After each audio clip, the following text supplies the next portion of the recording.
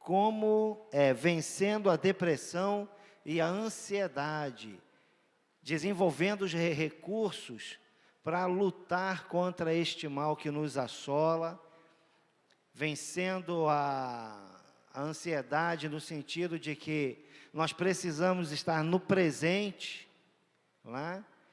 E quando não estamos no presente, estamos no futuro ou no passado. E não é assim, isso adoece, né? Então, vamos lá. Ok. Pessoal, daqui às 15h20, antes da última palestra, nós vamos ter um intervalo, tá?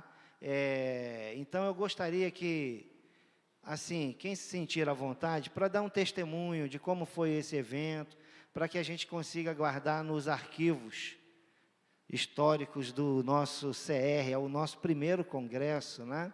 Ok, então, Lilian, pode vir. Deus te abençoe nesse momento. Deixa eu pegar aqui. Esse aqui está higienizado. Esse aqui já está higienizado já, tá? Obrigada. Ok, pessoal, então com vocês, a Lilian.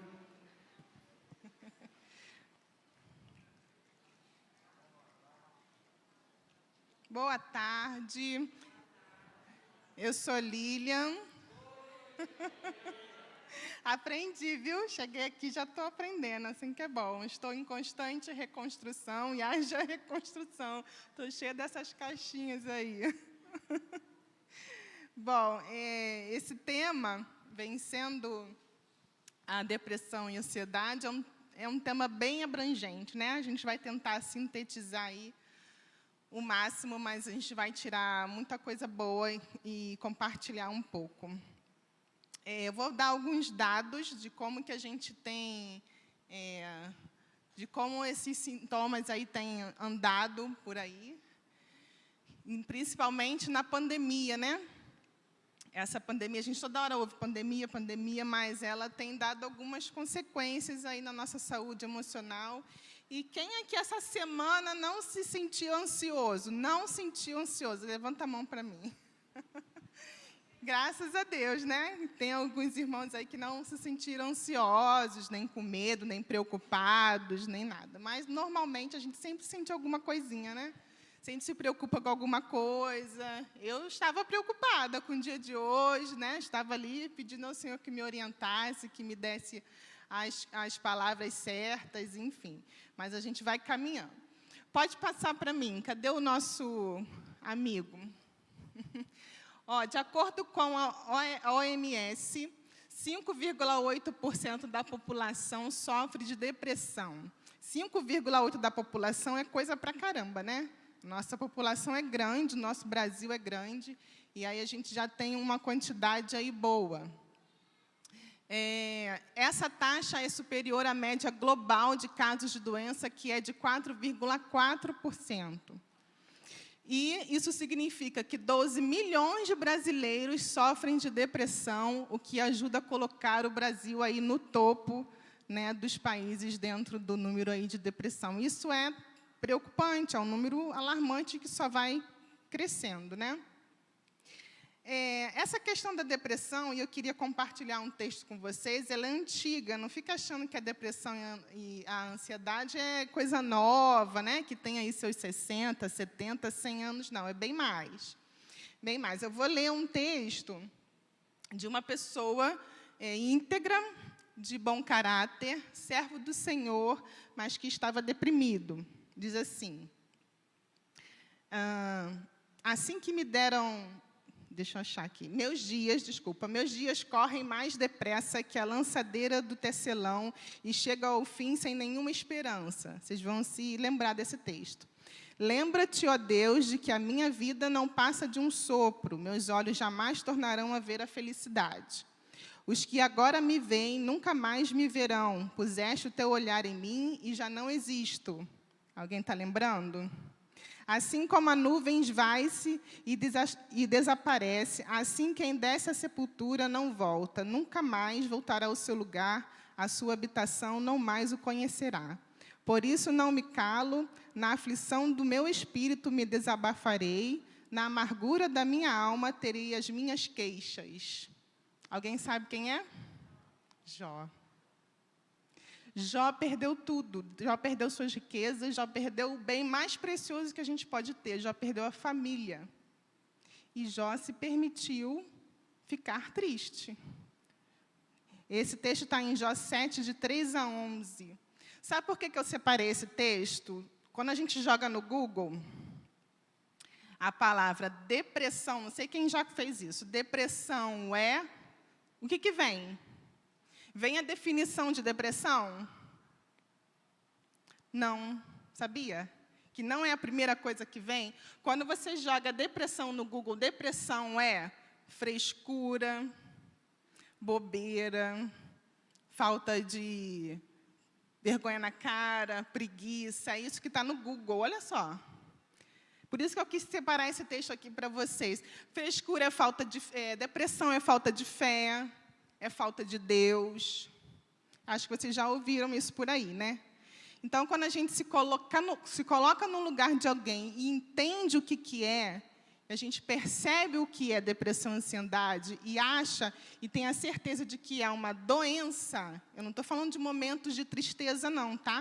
Eu estou falando de uma doença diagnosticada por um médico especialista e que vai dizer, por um período longo, de alguns sintomas que a gente vai conversar aqui, né, de 1, 2, 3 dias, não, durante pelo menos um período sequencial de 2 semanas, aí você vai procurar um médico e vai ver, vai ser diagnosticado. Então, não é falta de fé, não é falta de Deus, crente tem depressão, crente tem ansiedade, então a gente precisa... Vocês estão aqui com esse tempo de investimento, separados, para a gente entender que isso é uma doença. Alguns não têm pressão alta, têm sintomas e procuram um cardiologista e vai ao médico. Doença, como a Ellen estava falando, existem as doenças emocionais também, tá? E a gente precisa entender e procurar ajuda quando a gente perceber que alguma coisa não está correndo bem. Tá bom? Vamos lá, pode passar. O Brasil enfrenta uma crise de ansiedade, né? A gente está aí para quase 2 anos da pandemia, todo mundo isolado. Tem muita gente que não está saindo de casa desde o ano passado, não saindo mesmo, tá, gente? Tem gente que piorou o quadro de depressão, de ansiedade. Eu trabalhava numa escola aqui perto, que uma professora já estava com alta da síndrome de pânico, os professores estão sofrendo muito, eu trabalho com os professores, e ela voltou da alta para o tratamento da crise de pânico por causa da pandemia. Então, o Brasil enfrenta aí, o país está em primeiro lugar da lista, considerado o mais ansioso do mundo. E olha que a gente é um povo relacional, né? E mesmo assim, são aproximadamente 18,6 milhões de brasileiros. Aí a gente tem quase 10% da população convivendo com transtorno. Pode passar. Os números de ansiosos no Brasil, que já eram altos, tiveram um salto ainda maior com toda a pressão aí pela Covid-19. Segundo um estudo realizado pela Universidade do Rio de Janeiro, que é a UERJ, bem aqui, pertinho da gente, os casos de ansiedade e estresse chegaram a dobrar neste período, enquanto os casos de depressão tiveram aumento de 90%. A gente vai perguntar assim... Lilian, depressão e ansiedade é a mesma coisa? Quem tem depressão tem ansiedade? Quem tem ansiedade tem depressão? Nem sempre, tá? Quem é ansioso não sempre vai ter depressão. É diferente, aí é que está a diferença. Às vezes você é ansioso, você quer que as coisas aconteçam logo, seu pensamento é acelerado, você pensa coisas negativas, mas não quer dizer que você vai se deprimir por causa disso, tá? Quem tem depressão é diagnosticado com a depressão, os casos são mais frequentes de ansiedade junto com a depressão, tá? É importante a gente entender isso também. Próximo. A depressão pode alterar a química do cérebro. A gente já tinha ouvido falar isso, sobre química do cérebro. Olha que interessante. A doença é um distúrbio afetivo, por isso que não é bobeira, por isso que não é falta de Deus, por isso que não é falta de fé, é afeto. Afeto. que acompanha a humanidade ao longo de sua história. No sentido patológico, a depressão apresenta tristeza, pessimismo e baixa autoestima, que aparecem com frequência e podem combinar entre si. Tá?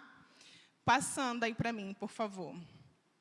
E quanto à ansiedade? Hoje, a ansiedade é uma das doenças que mais acometem os jovens brasileiros. Por que a gente vai falar disso?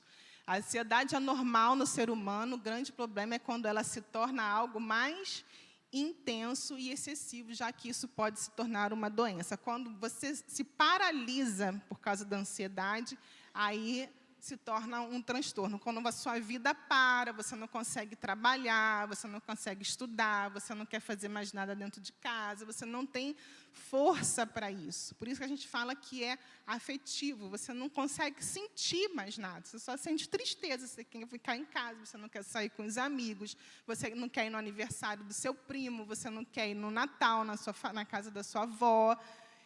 Isso te traz sofrimento quando você faz isso. É importante, eu estou falando isso no início, porque lá no final a gente vai conversar com a importância de alguns passos. Tá? Pode passar, por favor. Alguns sintomas para a gente entender. Tá?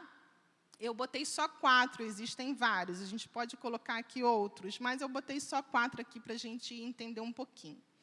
Mudanças no sono é uma das primeiras coisas que podem acontecer. Tá? Ou você dorme demais, ou você dorme de menos, você acorda preocupado, você acorda cansado, mesmo dormindo.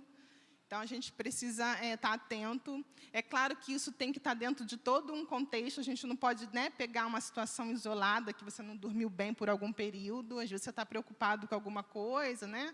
Um parente que está internado, alguém que está doente, não é isso, tá? Falta de ânimo para fazer as atividades do dia a dia, como eu acabei de falar.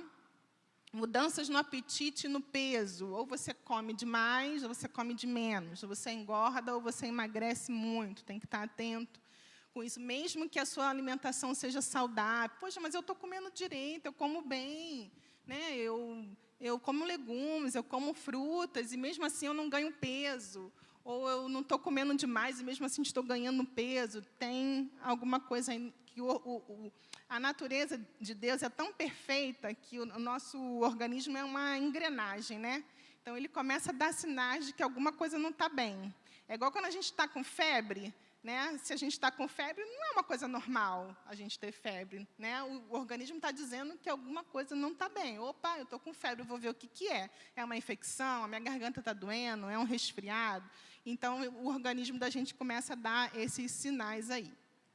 Tristeza ou baixa energia durante todo o dia. Você fica prostrado, né? Como eu falei aqui, você não perde o ânimo de fazer as suas coisas. Tem alguma coisa errada? Antes você era ativa, gostava de ir para o trabalho, de conversar com as pessoas. Hoje você está mais introspectiva, você está mais quietinha, não quer atender o celular, passa a semana, você não fala com ninguém.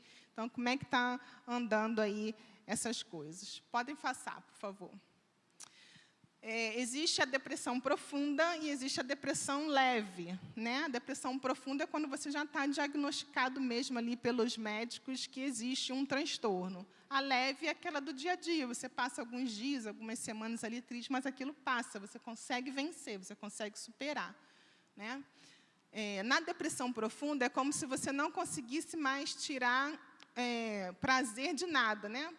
Não tivesse mais ânimo para nada. Você passa a maior parte dos seus dias isolado, como eu falei, desconectado, né, do mundo. Em casos de depressão profunda, também é muito comum que a pessoa pense em cometer suicídio. Vou falar um pouquinho do suicídio. Ontem, dia 10 de setembro, vocês sabem, a campanha nacional do combate ao suicídio. Existe essa campanha aí que funciona o ano inteiro, mas eles separaram esse mês de setembro por uma história aí que depois vocês podem pesquisar, que eu não vou me ater aqui a isso, sobre o suicídio. O suicídio, principalmente nas faixas de 15 a 29 anos, tem aumentado absurdamente do ano passado para cá. Adolescentes, jovens, adultos, idosos, tá? Mas eu vou falar um pouquinho só dos adolescentes e jovens. Então, você que é pai, mãe, tio, primo, avô, Se liga, está muito complicado, até da gente perceber como que chegou naquela situação. Quando você for pensar, a situação já aconteceu. Tá? Então, é importante a gente ficar atento aí nessa questão, jovens que estão se isolando demais, que não sentem mais vontade de fazer nada, ou aquele que você acha que está tudo bem, que está tudo normal. Então, eu sempre digo que a melhor forma ou a melhor estratégia de você conversar com alguém, de você perceber, aliás, o que alguém está sentindo ou pensando, é conversando. Não tem como eu saber o que o Fábio está pensando se ele não falar para mim. Eu vou imaginar o que ele está pensando, vou imaginar o que ele está sentindo. Às vezes, porque eu conheço muito, porque eu convivo, mas saber exatamente o que ele está pensando e sentindo, eu não tenho como saber, a não ser que ele me fale, a não ser que eu pergunte, a não ser que eu converse. Tá? No finalzinho do ano passado, a gente perdeu uma aluna do colégio de 13 anos, porque ela pulou do 7º andar. Eu fiquei arrasada, porque eu conhecia, não tinha intimidade, mas eu via no pátio brincando, porque eu trabalhava com alunos do 1º ao 5º ano, então, de 6 a 10, 11 anos. Ela já estava no 7º, então, ela é da idade do meu filho. Linda, meiga, tranquila. Os pais, ninguém, a escola inteira, ninguém sabe, ninguém entendeu. Do prédio onde morava, da varanda. Se jogou. Gente, isso é muito sério, isso é muito sério. Então, ela estava deprimida, ela estava com depressão, ela estava isolada por causa da pandemia, ela estava na aula online. Então, hoje, além do que já existia, as campanhas dentro da escola, de prevenção, de instrução, de informação, para esses alunos que ali ficaram, uma turma que perdeu uma colega, enfim. Então, é muito complicado, a gente precisa estar atento mesmo, porque isso, eu quis contar esse exemplo, porque isso fica muito distante da gente. Né? A gente ouve falar, ouve pouco, né? Mas a gente ainda ouve falar, a gente sabe do Setembro Amarelo, a gente sabe da campanha, mas quando é alguém perto, a gente fica assim, meu Deus, né? Uma jovem, uma criança, o que ela pensou? Né? Então, assim, a gente precisa estar atento, porque a depressão ela pode matar. Tá? Pode passar, por favor. Aí, como vencer a depressão profunda? Como eu falei aqui no início, a gente precisa buscar tratamento, não tem outra saída. Né? A gente até gostaria que tivesse, porque a gente foge de remédio, a gente foge de terapeuta, a gente foge de qualquer outra ajuda, mas é o contrário. Quanto mais ajuda você tiver, quanto mais ajuda você buscar, mais você vai ter forças para conseguir sair daquele quadro profundo. Então, assim, por isso que se conscientizar, se informar, buscar conhecer, buscar as redes de apoio são super importantes para você conseguir sair de uma situação mais dramática. Tá? Então, ali, buscar o tratamento completo. E essa palavra completa, que eu botei ali, terapia, a farmacoterapia, que é o psiquiatra, e a mudança de hábitos, que são super importantes. São três coisas que aparentemente parecem simples para quem fala, mas para quem vive não é. Mas também não podem andar separados. Eu vou só tomar remédio. Eu vou só ao psiquiatra, eu vou tomar remédio, já fui na terapia 1 mês, 2 meses, já está bom, porque você sai da crise e você acha que está bom. E não funciona, gente, não funciona. Não é uma coisa assim, eu acho que tem que ter os 3. Não, existe uma pesquisa, existe alguém que estudou, existe alguém que batalhou, que sabe o porquê que os 3 precisam funcionar juntos. Tá? Por que a gente vai falar das mudanças de hábito, por que elas são importantes, por que elas são fundamentais, tudo tem um porquê na vida da gente. Né? Próximo. Existe um método para melhorar a depressão e a ansiedade? Existe. Depende de quem? Depende do médico, do terapeuta, depende da sua família também. Mas depende muito mais de quem está passando pelo transtorno. tá? Já viu aquela pessoa que tem dependência química, que está tentando se tratar, que se interna, que fica por um tempo, depois sai da clínica, a família sofre junto, adoece junto. Você pode obrigar essa pessoa a voltar para a clínica? Uma pessoa adulta? Não. Você até gostaria, né? Porque você vê a pessoa sofrendo, você vê que a pessoa está no fundo do poço, você vê que a pessoa... Você está querendo uma solução, você quer ajudar, mas ela não quer. Então, assim, se a gente não fizer por nós mesmos, não há quem faça. Não há quem faça. Você vai ter o apoio de todo mundo. Você vai ter o apoio do marido, do filho, da esposa, dos pais. Mas, se você não quiser, não adianta o apoio deles. Tá? Então, é todo mundo batalhando ali em conjunto. Eu botei ali micropassos. Eu gostei dessa palavra porque é um passinho de cada vez. É um passinho todo dia. É um degrau todo dia que você tem que subir. E faz toda a diferença no resultado do seu dia, do seu tratamento. Então, igual aqui no CR, todo dia é um pouquinho, né? Hoje eu estou, o pastor falou de manhã, eu estou há tantos anos fora das drogas. Ele conta os dias e conta as horas, e é assim que a gente tem que fazer, é todo dia um pouquinho. Né? Sabe aquela questão que ele falou aqui também, essa semana eu falei assim, Cristiano, eu preciso voltar a fazer atividade física, eu preciso. Eu vou segunda-feira na força do ódio, mas eu vou. Porque é chato, é difícil. Difícil alguém, quando é gosto, né? Quando você gosta, você faz, opa, beleza, você faz com prazer. Mas quando você não gosta e que é necessário, aí você tem que se esforçar mais. Você gasta mais energia porque o seu esforço é maior. É mental, é emocional, é físico também, mas é necessário, não tem como ir. Não tem como ser diferente. Então, a estratégia dos micropassos é quando você, ao invés de desistir totalmente de alguma coisa, você quebra aquilo num pequeno esforço que você pode e consegue fazer hoje, agora. Então, você vai quebrando todo dia um pouquinho. Aquele pinga-pinga, sabe quando você vê o balde está cheio? Não sei quem aqui já viu alguma goteira em algum lugar. Você põe o balde ali, quando você vê, opa, está transbordando, você tem que trocar, e é rápido, porque você está fazendo outras coisas, você não está percebendo. Se você ficar ali do lado, não vai encher nunca. Mas, se você sair de perto, ele já está transbordando. É assim com a nossa vida, com a nossa saúde. A gente tem que, todo dia, fazer um pouquinho. Todo dia. E, se você for perceber, é assim em todos os sentidos, né? Na nossa devocional com Deus, você que tem que fazer todo dia, você separa aquele tempo, você lê, você louva, você adora, você ora.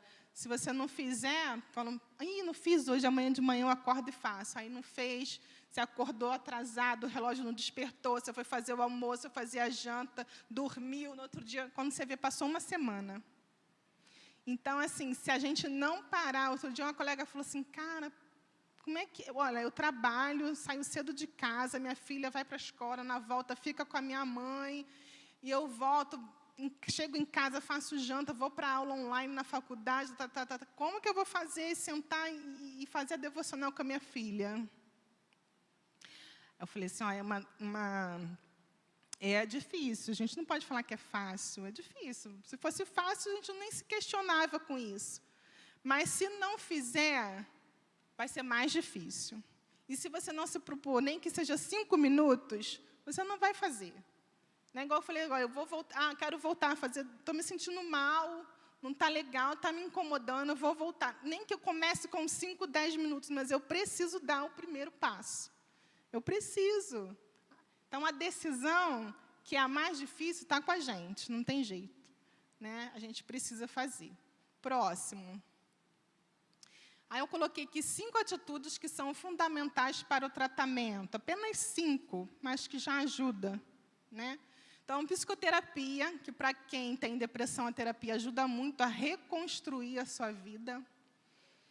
Às vezes a gente acha que se conhece, né? Que a gente se percebe, mas quando a gente fala e quando a gente se ouve, igual a Fátima estava falando aqui, a gente tem um momento só nosso na terapia, a gente tem um momento que a gente pode chorar, pode rir, pode falar do que a gente quiser, e é importante porque a gente se autoconhece, né? A gente se autoavalia. igual a Ellen falou que é bom, né, que ela gosta, que ela faz há anos, mas também não é fácil. É dolorido, né, porque futuca, porque mexe, porque você tem que falar, mas é necessário. Praticar atividades físicas, assim como a depressão, o exercício físico também mexe com os hormônios e neurotransmissores do seu corpo. Por isso que eu falei que todo nosso organismo, né, que é uma engrenagem que funciona, né, por que a atividade física é difícil? Porque ela oxigena o seu cérebro, porque ela faz você se movimentar, porque ela faz você pensar, né? Se você tem que subir uma escada para fazer exercício, se você tem que ir para a esteira, você tem que pensar no que você está fazendo, senão você cai. Né? Se você está fazendo um exercício com o braço, você tem que pensar. Então, isso tudo, você exercita o seu cérebro, você exercita o seu corpo, você faz os seus movimentos, os seus neurotransmissores. Então, é muito importante para quem se é importante para quem é saudável emocionalmente, imagina para quem não está. Né? Então, é necessário, precisa andar junto. Eu sempre falo, vamos fazer atividade física. Se você não gosta, se você não tem companhia, faz por 5 minutos, faz por 10, dá uma volta no quarteirão, mas não deixa de fazer. Começa assim, começa devagar. Leitura, para quem gosta, né? E para quem não gosta. Toda atividade que faz você se sentir útil, produtivo e orgulhoso de si mesmo vai te ajudar a vencer a depressão. Achei isso muito, muito interessante. A gente quase não vê essa indicação aí nos livros, mas existem alguns estudiosos que falam sobre a leitura. Assim como a atividade física faz você pensar, faz você, antes de agir, antes de fazer, faz o seu cérebro parar para poder fazer aquele movimento, a leitura também faz isso. Além de você aprender com a leitura, porque você vai estar conhecendo ali a história, o livro, seja lá o que for que você estiver lendo, você também vai estar exercitando o seu cérebro e você também vai estar se sentindo útil, produtivo, o que é muito, gente, muito importante para quem está no estado de depressão e de ansiedade. É um momento que você para, que você reflete, que você pensa, que você, caramba, eu li esse livro todo, que legal. Você se sente bem, você se sente produtivo com aquilo. Tá? Isso é muito fundamental. Pode passar. Próximo. Isso. Praticar atividades alternativas, né? Encontrando prazer, saindo da rotina. É muito ruim quando a pessoa que está nesse estado de depressão e ansiedade, ela faz as mesmas coisas todos os dias há 10 anos. Então, você procurar atividades alternativas, sair dessa rotina, é muito importante. Tá? Então, se todo dia, principalmente para os que têm toque, né, os mais ansiosos, que você passa pela mesma rua, que você vai na mesma padaria, que você faz o mesmo caminho, que você arruma a casa do mesmo jeito, que você, enfim, e vai. Quando você muda essa rotina, o seu organismo, o seu corpo todinho sente, o seu cérebro sente, os seus pensamentos sentem, e isso te faz mudar de comportamento, mudar de caminho, mudar de direção. Isso também é fundamental. Então, mudar completamente a rotina.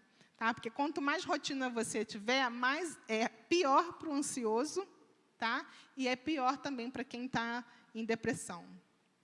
Dormir bem, acho que vocês escutam isso dos médicos aí, né? Faça atividade física, tem que dormir bem, olha o sono, olha as horas de sono, mas não é balela, tá?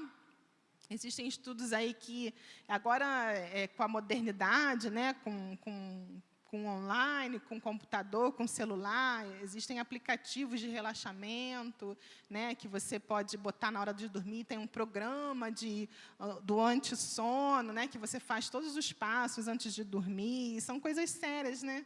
Você precisa desligar as telas, você começa a apagar a luz, igual a gente faz com criança, né? Você desliga a luz, vamos dormir, vamos orar, aí você canta, você ora, você vai criando clima para dormir. O seu cérebro precisa disso, precisa entender que você está indo dormir. Tá? Então, quando você está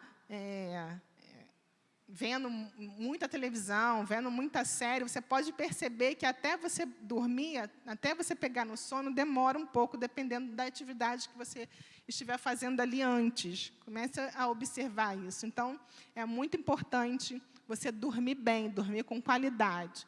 Algumas pessoas precisam de 6 horas para dormir, outras precisam de 5, outras precisam de 8, outras precisam de 10.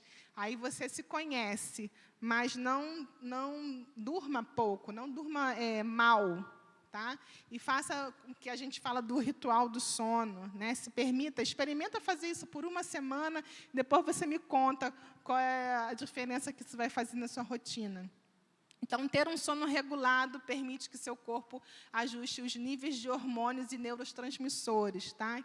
São todos os hormônios que passam pelo seu corpo, que faz as sinapses, onde a gente onde vive e acontece aí as nossas emoções, tá? Próximo. Eu deixei essa frase aí para vocês de que, no geral, a ansiedade e a depressão são condições que exigem tratamento a longo prazo e merecem atenção adequada. Eu vou destacar aí as palavras longo prazo. Sabe por quê? A gente anda num ritmo muito frenético da vida, né? Das coisas. A gente tem tudo muito rápido, a gente tem o controle remoto da televisão na mão, né? A gente não levanta. Eu ainda peguei essa época, mas a gente não levanta mais para trocar o canal. A gente liga e a comida daqui a pouco chega, a gente tem livro no celular, a gente tem a Bíblia no celular, está tudo muito fácil, tudo muito rápido.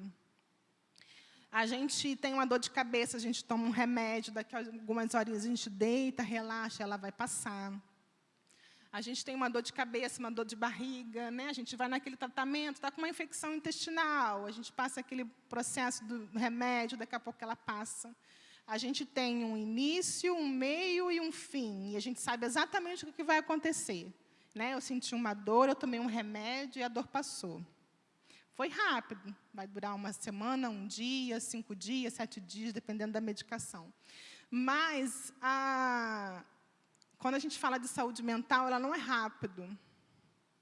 E a gente quer que seja. Então, quando eu botei ali longo prazo, que merece uma atenção adequada, então, assim, a gente precisa pedir a Deus discernimento e paciência para a gente passar por esse processo de longo prazo, porque a gente não vai ao médico, ele vai medicar, a gente não vai ao terapeuta, a gente vai fazer atividade física, isso vai passar em 6 meses. Às vezes, não, vai demorar um pouco. Aí eu sempre falo assim, aproveita esse tempo para você se conhecer mais, para você se amar mais, para você se cuidar mais. Esse tempo de pandemia foi ruim para muitas pessoas, né? Coisas sérias acontecem, estão acontecendo e aconteceram. Perdas, morte de parentes, de amigos, pessoas doentes, aí você fica preocupado, você fica tenso, se a pessoa vai melhorar. Né? Meu primo, a gente ficou tenso com ele lá em Itaperuna, que ficou muito mal, e a família toda. A gente se isolou dos amigos, né, da família, a gente não podia visitar, a gente perdeu a nossa liberdade de ir e vir, isso para mim foi muito ruim, né, da gente não poder sair, não poder conversar. Mas o que a gente olha para Deus e pergunta assim, Senhor, o que eu posso aprender com isso, com esse isolamento? E eu queria que você se fizesse essa pergunta, Senhor, o que eu aprendi de mais de 1 ano e meio para cá? O que você responde aí na sua cabeça agora? A gente valorizou muito mais os detalhes. A gente valorizou quem está dentro da nossa casa, que passou a não sair para trabalhar. A gente valorizou o trabalho do outro, porque a gente começou a entender como é que ele trabalha, como é que ela trabalha, porque ele está dentro de casa. A gente valorizou as pequenas coisas. Então, assim, é bom trazer isso para a nossa saúde, porque a gente começou a se perceber mais, né, o olhar para o outro de uma maneira diferente. Então, quando eu iniciei aqui falando assim, quem tem depressão e quem tem ansiedade ou que sofre de qualquer outro transtorno da saúde mental, isso não é falta de fé, isso não é falta de Deus, isso não é falta... Né, porque estava rindo há pouco tempo lá no shopping. Estava trabalhando e estava sorridente. Isso não quer dizer nada. Então, você também se colocar no lugar do outro e entender o que o outro está passando, que é difícil, sim.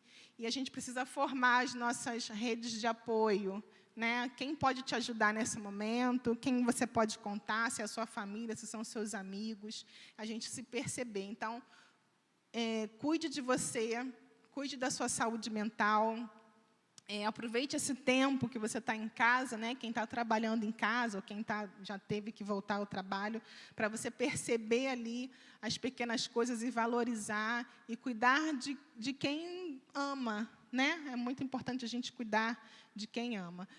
Lembrando que tudo é um processo. Tá? Então, cuidar da saúde mental é um processo que a gente precisa passar por ele, pedir a Deus paciência e tirar algum proveito disso, se é que é possível, em meio à dor. Tá? Em meio à dor, a gente entender o outro, entender a nossa dor e também nos ajudar. Ok? Obrigada, gente.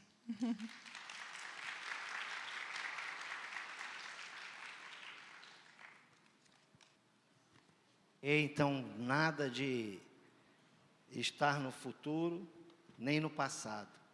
É estar no presente, vivendo um dia de cada vez. Não é isso? Esse é o melhor remédio para o controle da ansiedade e da depressão, angústia, tristeza, né? Ok, eu quero chamar aqui a Marcelo. Ok, irmão Marcelo. O irmão Marcelo orou por você a semana toda, Lili. Então, agora ele vai orar agradecendo a Deus por esse momento.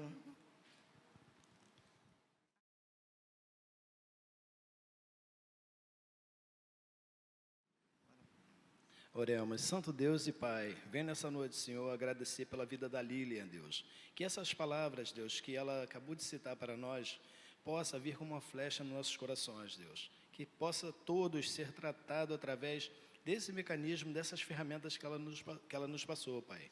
Muito obrigado pela vida dela, pela vida da família dela, e mantenha ela sempre nesse foco, Senhor. Muito obrigado, Deus. Esta é a minha oração em nome de Jesus. Amém.